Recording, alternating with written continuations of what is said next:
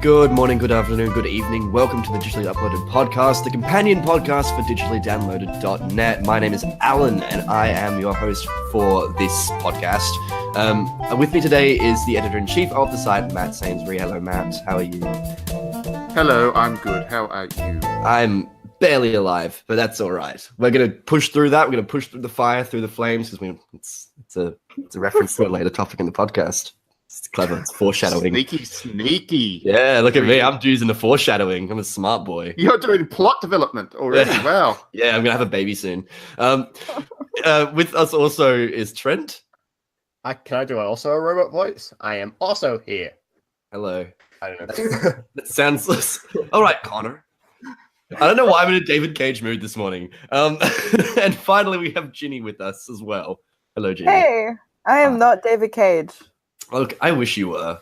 Then I could talk to you about how you have written so many emotions into your wonderful, wonderful video games. Alrighty. So we're going to be getting going really, really quickly on this one today. So we're going to start off with a bit of music by Rin, I believe. Otherwise, Matt will shout at me because it's not simple and clean from Kingdom Hearts.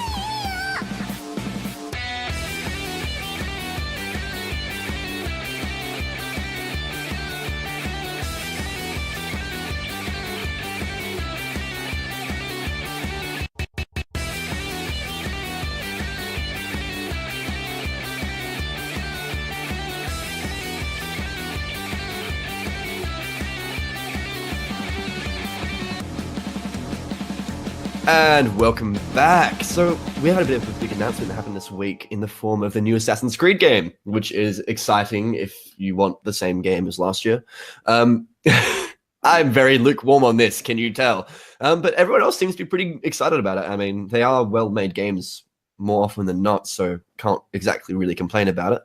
I don't really have a hot take other than it looks fine. It will be fine. It'll be a game. It's a video game, so nah. I feel like Matt's probably a bit more passionate about this, given that he actually liked Origins, I believe. I like pretty much all of them, actually, because I like my Western version of Dynasty Warriors. That's so. Wow. Yeah. Okay, that's a very interesting way of describing them. Now Well, that I that's think the thing. about, I agree. I play them for the history. I don't play them for the gameplays. I play them because I get into the history of them. So for me, obviously, what's important is where they're set. And this one is set either in, well, probably Greece. I think we all agree that it's probably It's Greece. either Greece or Sparta. Yeah. Well, So something to do with Greece. Probably like Greece. Yeah. Yeah, probably like 300, where you're all like super buff dudes. Even David Wenham, who has never had that much muscle. Even in his David life. Cage. Yeah, even David Cage does, and he's totally ripped. That would be hilarious. And he's like, I need more emotions in this bathroom. If it's not set in Greece, it's probably set in Rome. It looks like one of those. Like the little clip had like a dude with a hat that looked like a very Roman hat. As a dude with a hat. Wow. So it's all we know about the game is like a 5-second clip, obviously, at the moment, at least when we're recording this podcast. And that 5-second clip just shows one dude kicking another dude off a cliff, and one dude wearing what looks like a Roman hat. The other dude looks like he could be a Greek dude. So who knows? Maybe it's across all of the Mediterranean. It's like Assassin's Creed Mediterranean Odyssey, because that's what it's called, Odyssey. So yeah, I'm pretty keen. I'm cool. I mean, it's not Assassin's Creed, Japan, like I keep asking for every year, and they never respond to my emails. I don't know why. I think if you start the email with "Give me more Japan," it's probably not going to get through your to game them. sucks, but it needs Japan. Well, Money it makes me, sense, money now, money me are leading a lot now. Japan has the ready-made assassin sitting there, like the ninja is like the perfect assassin role thing anyway. So why they don't do an Assassin's Creed Japan, I don't know. Maybe they're waiting to see how Sony does with Ghost of Tsushima. Ghosts of Sushi. Because Ghost of Sushi. Yeah, Delicious. Ghost of Sushi, because then they'll know if white guys can make Japanese games, and then maybe they'll make Assassin's Creed Ninja Land, which would be cool. But I hope it's called in the Assassin's meantime- Creed Ninja Land. No, it should be Assassin's Creed Ninja World, like Westworld. Assassin's Creed Ninja World. Everyone's actually. It's a tie with everyone's Detroit. a robot. Yes. It's a tie with Detroit. It's cross promotion. Let's go. But yeah, other than that, in the meantime, while I'm waiting for Ninja World, I'll deal with Odyssey. It'll be cool, I think. So that's me. I don't know about you guys, but I would absolutely froth a game in the Baltic area. I think that'd be really interesting because that area is very like piratey, especially Dubrovnik, which is awesome. And I would love to have Assassin's Creed Croatia, but I doubt that'll ever happen. Well, the ancient Greco-Persian wars were also very naval heavy. Yeah, so you could do ship combat. We could make the best part of Assassin's Creed 4 again. I'm almost certain Well, that there's going to be ship combat. That was the point of the 300 sequel, wasn't it? 300. Yeah. 300. What was yeah, 301 Dalmatians. 302 had ship combat in it. Yeah. Because that was that was the Athenians fighting against the Persians on the ocean. So yeah, that was cool. That was actually a pretty neat film. So yeah, if they can recapture some of that vibe in the game, I'll be doubly for it, because They just put Origins like Eva didn't Green. have so much just ship so I can stuff. capture her. I'd watch that. Just play that game. Yeah, I don't know, but I've not been super big in Assassin's Creed for a while now because I thought Syndicate was hot trash, and I like Syndicate. I did not. I broke it within a minute of playing it. Like I started climbing into the sky, and that was the end of my experience. Immersion over. Like Yeah. just going into the sky. Immersion over. David Cage is my new friend. Oh no. I realized you're just in a video game. Yeah, but so my issue with the Assassin's Creed games, I've not played Origins, so I can't talk about what Origins plays like, even though it looks a bit witchery. They all seem to be fairly similar, and I don't really want to play the same game over and over again with a new character who's a plucky young hero who's been thrust into a situation that they don't want to be involved in. Like, I don't know. I'm sure that this will be a good game. Like, that's the thing, is like there is enough money behind it that it cannot fail. Like, it will not be a 6 out of 10. It'll be a 7 out of 10 at worst. which would be considered a failure probably by a lot of people, but nah. And it'll be fine. It'll be a good game, but I don't have any interest in that at all. It's the same thing with State of Decay. Like, I've got zero interest in that game. I'm sure it's fine. It's just Well, I think Assassin's Creed, again, it kind of depends on what you're looking at. If you go into the Assassin's Creed games for the gameplays, then yeah, they're probably similar to one another to the point where you can burn out on them fairly quickly. But if you go into them because you want the setting and the storytelling and all that kind of stuff, they are pretty different. Like, I didn't care much for the one set in England. I can't remember which one. Syndicate. Yeah. Yeah, because I don't really give a fuck about that country or time or place. But this is a Christian podcast, Matt. You can't say that word. Origins great. It had Jack the Ripper. It had the whole as DLC. That was pretty insulting. Yeah, but it was still fun. And they had all of that whole building little tribes and not tribes building tribes. Where you can collect building some tribes, children, and get them to do things for you and get money. That was fun. So what you're saying is you want people to do things that you don't have to do, so you don't want to play the game. It's a clicker game. Everything's a clicker game. But again, the London setting didn't do much for me, so I didn't really care too much about that one. I really did not enjoy Unity because, again, I kind of know everything about the French Revolution anyway. So I got bored with that. Although the Marquis de Sade showing up in Unity was pretty funny. Don't even talk to me about that guy. But Origins, because I'm not quite as familiar with ancient Egyptian history and stuff, I found it interesting. It certainly gave me some pointers about stuff to look into and all that. And I had the same kind of experience with the one set over in the US because I really don't know much about US history, and I actually was encouraged to learn a lot from playing these games. So I think that's the strength of Assassin's Creed. Well, I will agree with you, especially now they've realized that with the the learning mode. History mode, yes. Which is the best thing they could have added, honestly. That's great. Heck yeah. Except they censored all the statues. Well, I mean, they're not going to have breasts in their game for children, even though it's definitely not a game for children. Well, I'll be. So if you go to the art gallery, you see those breasts anyway, because it's art. And there was a very famous, I think, Greek poet who wrote about fucking a statue. He just wrote sonnets and sonnets about fucking this one statue. So I hope they're historically accurate and they leave him in as somebody you can talk to. This went from a Christian podcast to a cursed podcast very quickly. Look, this is true. I'm not joking here. This guy was hell. No, I know that you're not joking. I know that you're not joking. That dude must have been me in a previous life. He must have been pretty hard. Well, according to him, the statue had its own cold passion. So, I don't. So he's like the original. He's like the original hot glue guy. What? What is the hot glue guy? Hot gluing. You don't know? Oh, it's all right, Alan. I'll explain it to you off air because. Yeah. Oh my god! Podcast. No, what is no? Okay. All right, I'm gonna leave that then. I'm very confused. Is it just like when you hot glue gun your dick to a wall? Why would you do that? No, why would you fuck a statue? It's a good point, Ginny. Well, I'm just saying, okay, they better leave that guy in. They better leave Catullus in as well. They better leave Praxiteles in as well, because all these philosophers were just horny all the time. I just feel like if you're gonna try to keep it historically accurate, you just need to have people just fucking in the streets, all right? I'm so looking. Looking forward to the nude run. The guy, which one was he?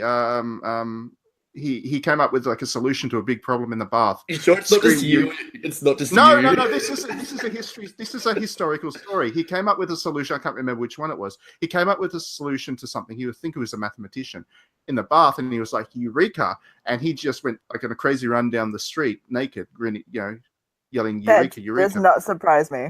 Yeah. So that dude needs to be in this game because that would be the most amazing thing. You walk into a town like this new little Greek town, and you're this assassin on the hunt, and then all of a sudden, just straight past you, there's a naked guy running. Going, Eureka, Eureka! It's sounding more and more like a Yakuza side quest. No, seriously, ancient Greece was wild. I studied it at uni and it was wild AF. If you think people do crazy stuff now, it was off the chain back in ancient Greece. People were just fucking animals, they were literally fucking animals, and also fucking animals. It is a wild Yeah, time period, and I think that it was a to make the most party of that- time. Yeah, it was a party It time. was great. Everyone, like, there were, homosexuality, whatever, all over the place. Everyone was fucking everyone else of the same gender. It's whatever. Like, I feel like people are gonna either love or hate this game because they're gonna be like, oh, Sparta, full of manly men. And then the reality is people in Greece were just fucking all the time. Dudes on dudes, chicks on chicks, sex everywhere. So, I don't know.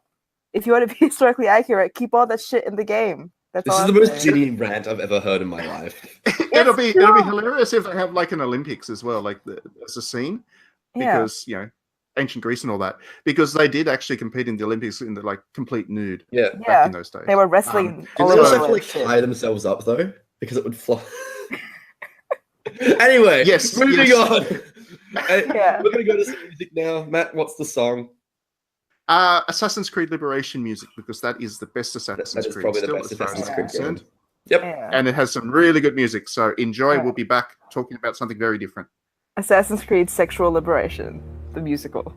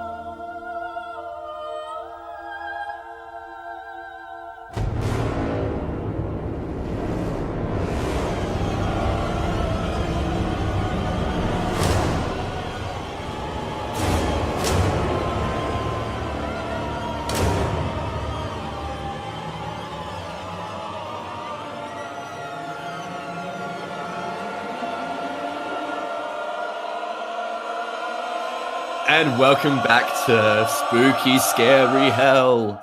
Ugh. What an introduction. What an absolutely artistic introduction. That was a masterpiece, Alan. Look, you know what? It's better than Dante's Inferno. It's fine. Matt's been wanting to talk about this for quite a while now because he's playing a Vigigrimble by the name of Agony. And I'm going to let you talk about it now, Matt, because I think that you probably have a lot more to say about it than I do. Yeah, so Agony is basically what I wanted Doom to be, as in the remake Doom. Because I don't know if you'll remember back when they were promoting Doom as the next best thing ever, because that's what Bethesda does. They were talking about how it's like a journey into hell and all that kind of stuff. And, it's so hardcore because you go into the depths of hell and there's demons everywhere and all that. And then you actually did so, and you found out it was just like a couple of corridors and a couple of chains. And that was basically what they thought hell was. Oh, and like a skull somewhere, one or two places. But it wasn't exactly what you would call an inspired hell. So when I saw, what was it, about a year ago now? It was about a year ago. Agony was first announced. I was pretty keen because they promised again hell, and this time it would be a horror game rather than shooter game. So I thought that they would probably get it right, and I'm playing it, and they certainly got it right. This is one really messed up game, in the best possible sense of the word. Like, it is really fucked up. The stuff that you see in it is quite disturbing And Would you say it's hellish? it is. That's Would the you- thing. It's Would you say actually it's a hellish game, Matthew? I What would. kind I of would. puns? That's why I like it, because if you're going to do a descent into hell, you might as well try and screw people's brains up in the process. And this Wow. game certainly tries to do that, and it does. It's really good. I can't play it for long because it really freaks me out, so I have to stop playing and take a break and then have some alcohol and then play again. So this is probably leading me down a path into alcoholism in the process, but that's okay. Leading you because into hell, Matt. it is. You're very good I don't at know what these this puns, character Alan. is that I'm pushing right now, but Yeah, I can't tell if you're like Dr. Zhivago or But I approve. I've never actually played a game that did hell quite as well as this one, I think, and that was obviously the mission that they set out to achieve, and they achieved it. It's not for everybody because most people don't actually like exposing themselves to that kind of stuff. But for those of us who do, then who like the kind of extreme experiences, Agony's the best hit at it yet. So well done. would you say it's whoever better than developed it. Dante's Inferno? I would, and I actually like Dante's Inferno. So shut up, Alan. No, bad game. I like Dante. Dante's Inferno was a terrible Devil May Cry clone. Sorry, God of War clone. Devil May God. But what it did well was the visuals of hell. I thought that, as somebody who has actually read Dante, as hard as that guy is to read, I thought they did a really good job of capturing the essence of what Dante laid out as his vision of hell. So yeah, visually and level design wise, I thought it was pretty impressive. It was a pretty crappy action game underneath, unfortunately. Yeah, Unfortunately, it was a very. It had babies. It had babies coming out of nipples. I mean, come on. That's the mark which a good game must be marked up against. Well, Bruce if is that's good. How many babies are coming out of your nipples? If so, like how many on average per minute? Babies per nipples per minute. If that is not hell, then what is, Alan? Answer me that. This podcast. Yeah, that's right. Anyway, yeah, I don't know. I think hell is a very difficult thing for game developers to do, seriously, because it is something that needs to be extreme to do right, because it is meant to be like this ultimate, dumping ground for evil. So if it's not really, horrific, and if it's not extreme, and if it's not, really pushing the boundaries of what, the sane would possibly conceive, it's not really hell. So I think developers struggle with that, but this one did it right. I don't know. Are you interested in playing Agony, Ginny? Because you like extreme experiences. You're a fan of Marquis de Sade. Well, not a fan per se. I've had an interesting history with that, which can mostly be summed up by a inappropriate exposure to that material by my well-meaning mother. So, What? No, explain. No, you cannot leave it at that. You have to explain that this now. already? No. I don't think Alan was on that podcast. So, Okay, yeah, so for the uninitiated, in Singapore, lots of book covers are censored. So you don't actually get to see what the name on or the visual on the book is. You see the stuff on the spine. And so my mum had gone to the bookstore and saw this book, and it was called The Education of Young Women. And my mom was like, "Oh, great! That's a really great book for my child to read because Oh no. it's about etiquette or whatever." Oh no. And so my mom brought the book back from the store and was like, "Look at this great book." And I was like, "Oh, cool, Mom. This is nice. I guess I'll read this book." I was 13. So I opened the book, and it's Marquis de Sade. So it's like sucking and fucking and just like BDSM everywhere. And the worst part is the main character has my name. So it could not literally have been any worse. And you thought it was going to be a lovely coming-of-age story. No, I thought it was going to be like a book like how to use... Coming of age. I thought what it was a coming-of-age story because apparently the genie in the book was like, "I'm 16. I'm an adult. Time to make adult decisions about penises." And Marquis de Sade was like, "Sweet, that's me." But anyway, besides the point, I thought it was going to be a book about like using the right fork at the dinner table, about etiquette or something. It was not. It was like sucking and fucking. So since that day, I've developed a very high tolerance for extreme stuff for some reason, I guess, because I've read that in horror and just, it's changed me as a person. So I am pretty extreme in terms of like what people would find, I guess, scary. I don't find terrifying or affecting. So when I saw Agony, I was quite intrigued because I've not actually been felt terrified or discomforted by any depiction of hell ever. Like Doom does a shit job of it. Diablo 3 slightly better atmospherically, but also not at all terrifying. But also a bad game. Diablo 3 has like sexy spider woman in hell, which is kind of hot, but also I don't feel like if I were in hell, I'd be enjoying myself looking at some spider titties. So it didn't seem very accurate to me. And I mean, like Bayonetta, great game, great protagonist, but also the hell that you see just seems like a gaping maw of nothing, which is, I guess, what some people would think would be hellish. But you don't have like hell is meant to be full of bad people. Neither of these games, Diablo, Doom, or Bayonetta, show you like a believable and horrifying collection of like bad people. We're thinking like rapists, child molesters, murderers, all these scumbags are down in hell, right? No other game seems to show that level of horrific behavior. If you have murderers and rapists and whatnot in hell, they're going to be doing murdery, rapey stuff. Like, you don't get that in any other game. And when I saw or more particularly having it done to them, that's kind of exactly, the point, because they're being punished for it. Yeah. Exactly, yeah. You don't get to see the punishment aspect of hell in any of these games. So when I saw Agony and I saw some pretty extreme shots from the trailer, I was like, oh, cool, I'm interested. And now hearing Matt say that it's extreme and that there's that level of like punishment and grotesque, I guess, comeuppance to some of these people, I'm even more intrigued now because that's the depiction of how I've been looking for in games, I guess. So yeah, I'm super keen. I'm very excited for it. I feel like it's a very hard concept to sell to a greater audience. So oh yeah, it is. It's incredibly difficult to sell this as a product. It could never be mainstream, and that's where I think Doom kind of. I think Doom's problem was in promising hell, which set expectations up for me, which it didn't deliver on. But I don't think Doom could certainly do what Agony did in terms of the visuals and expect to get away with it. So I have sympathy for the devs there. Probably the marketing team needs to be shot though, where they'll go to hell for false, misleading marketing and spend the rest of eternity having really bad, misleading bait and switch advertisements shoved in their faces. That's pretty hellish.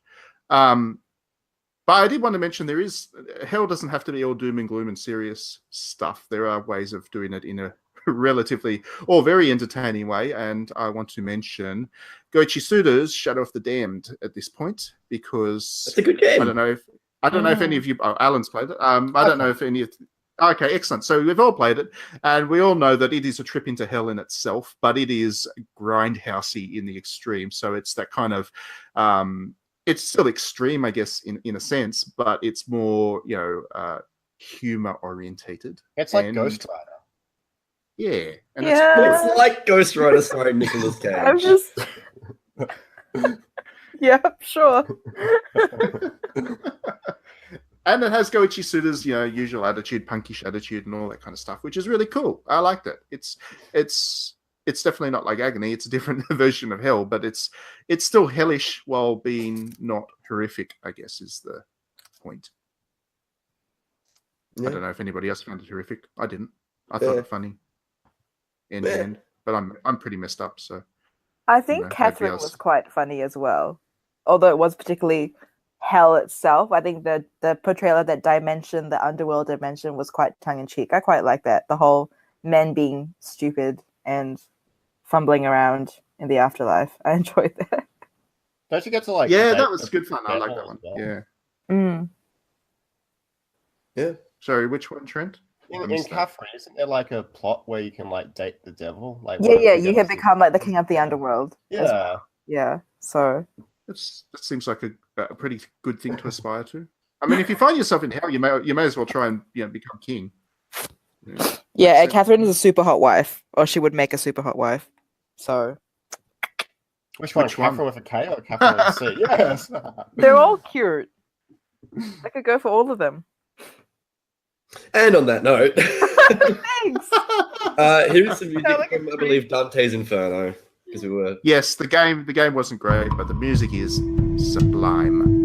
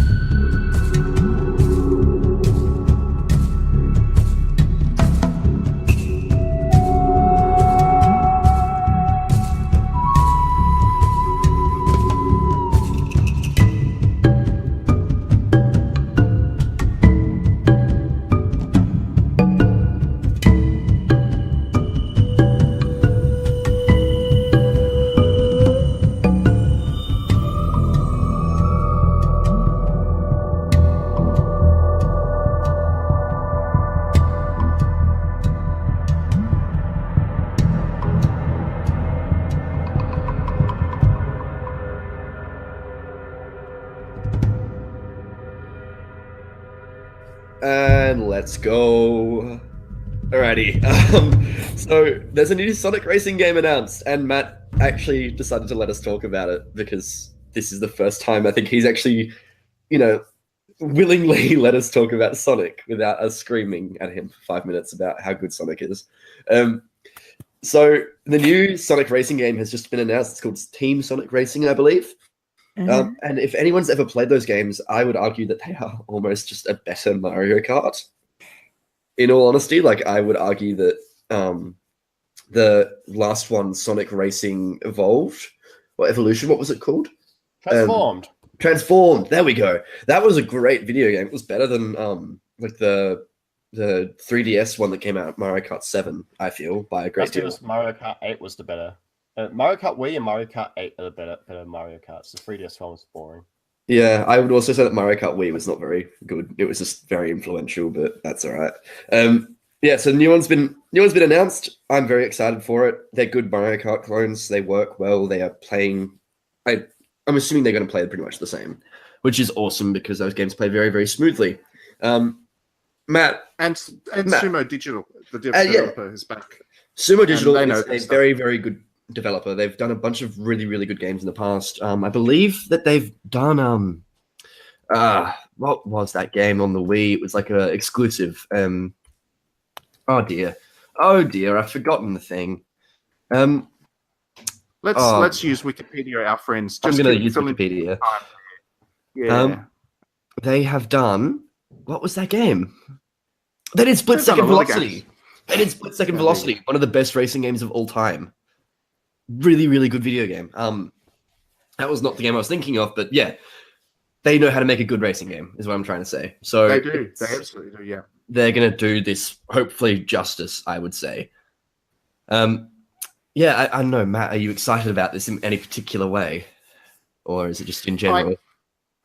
No, I am. I like these ones. I don't like Sonic, but I like these ones. Mostly because they have other characters as well, not just Sonic. Like Football Manager, which is just the coolest racing guy character ever. He's like the most bland. It's Mark Johnson. Yeah, exactly. And the fact they put him in the game is pretty hilarious.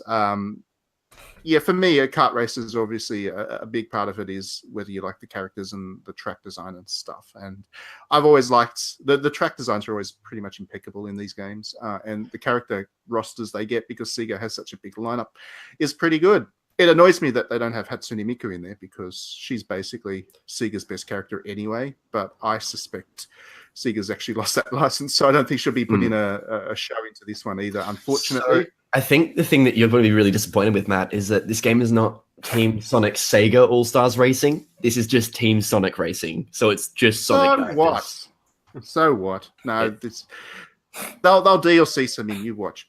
Oh, it'll happen. Yeah, but the initial launch is 15 characters from the Sonic universe, which is exciting. Yes, and then launching with it will be 3 additional characters like Ulala or Football Manager or something. Super Monkey Ball guys.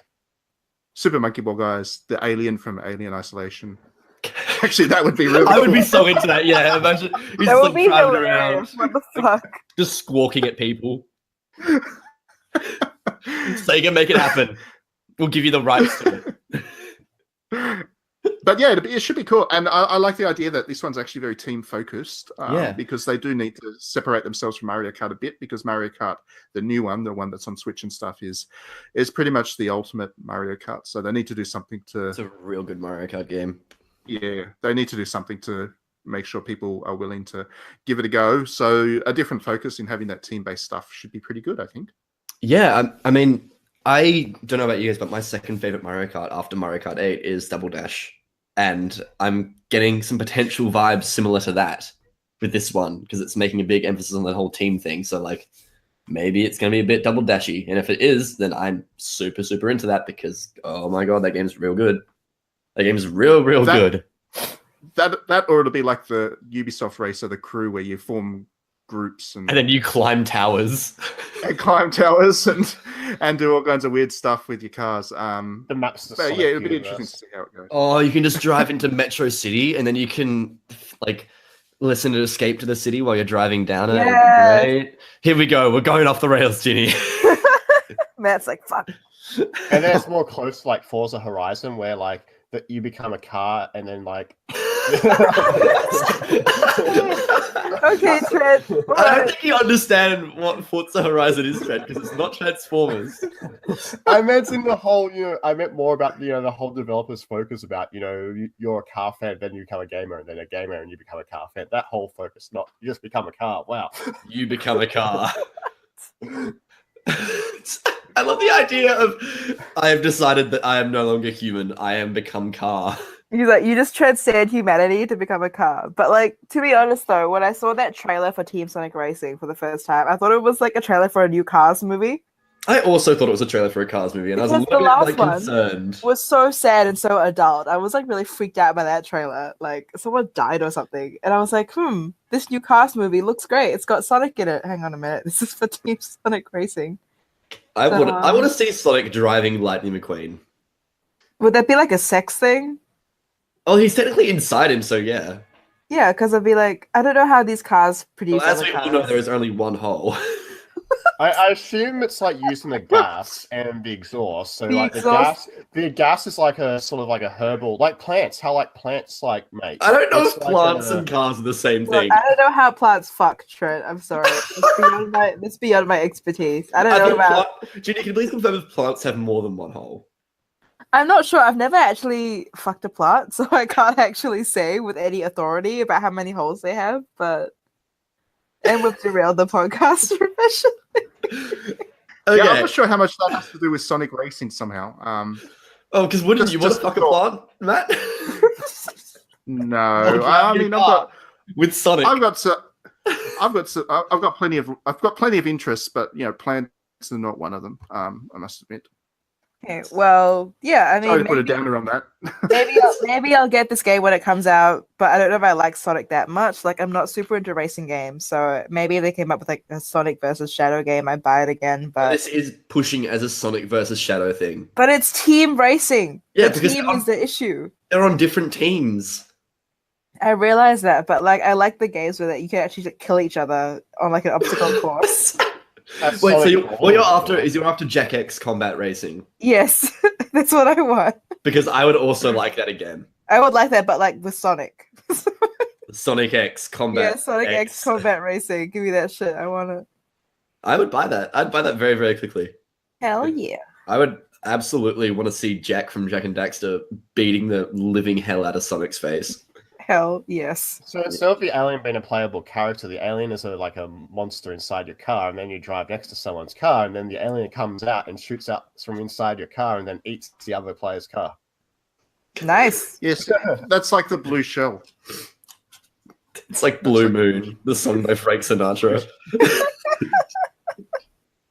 Yeah, but back on topic. Sorry, Matt. One thing I think it's coming to Xbox, PS4, and Switch. Is Switch. that right? And Steam as well. Yeah. And Steam. What would have been cool is if they had to put a VR thing in. I think. Yeah, that would. I would have been into PS4 that. and PC. Because when I was in Japan last, I did the Mario Kart VR thing, and it was an amazing experience. And made me a fan of Mario Kart all over again. And I think, now was the chance for this developer, given that they're not tied to the Switch platform like Nintendo is, to really do something with VR, and that would have been great, especially on PS4 because Sony's looking to. It's almost like Sony's looking to really dedicated push VR. hardware. Yeah. So Sony's really trying to push VR, so they probably would have thrown some extra money at it, which would have helped the devs along. And I'm sure Sumo Digital would be able to handle a VR game. Oh, they're competent enough. Absolutely. Like they are a genuinely good developer. Like their list of games that they've made are very, very strong. And they made Dirt 2, which is awesome. They made Payday. Oh, they helped to make Payday 2. They've made Split Second Velocity, which is one of the best racing games of the last decade. They made like a bunch of Virtua Tennis games or ports, I think. They did a lot of they do a lot of like handheld stuff for other devs. Like they did the F1 games for the DS and 3DS. I think. Yeah. No, 3DS. And they For, also made Code Little Masters. Big Planet 3. They did. Yeah, They did. it's a good game. That is a really lovely, like, pleasant game, and I'm sure that they'll bring it back to us again with Sonic Team Racing. What a brilliant segue. I am the god of the segue. That's a Okay. very lame thing. Sonic riding segways. Yeah, I'm not super chuffed about it, but it's happened. It's how we've gone today.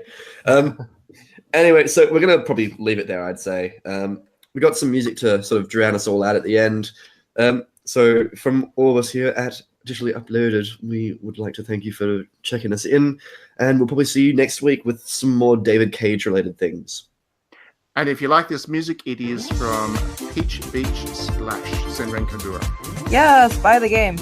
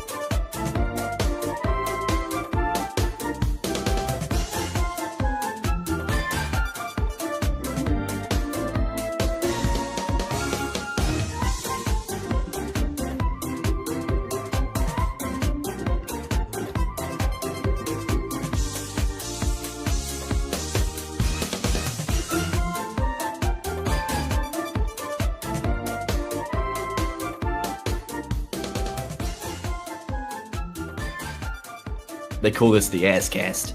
The ass cast. Yeah. Jesus. Imagine if you had to like put an entire cast on your butt because it was like broken. I'm pretty sure that's a thing that people have to do if they're.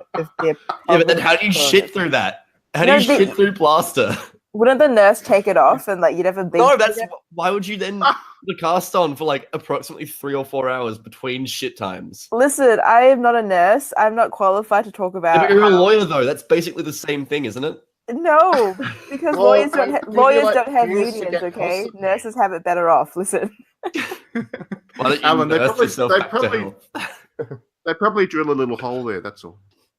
Maybe it's How like, big is maybe the it's hole? like a, How big maybe is it's the like hole? a spout. Maybe it's like a spout. I don't want to know about your little teapot shots. Maybe it's a spout. You know, like you have like a spout for the front end. Why are you so spout heavy? I'm just saying, like a Why are catheter you is such a the pro thing. spout? I'm not pro spout. I'm just In trying this to. year, in this age, how can you possibly be pro spout? I don't know. I'm just just wait till David Cage makes a movie about shitting with a plaster cast on your butt. Look, I'm surprised it hasn't already happened. We've had Space Sliced. Why not have a fucking shit cast? Shit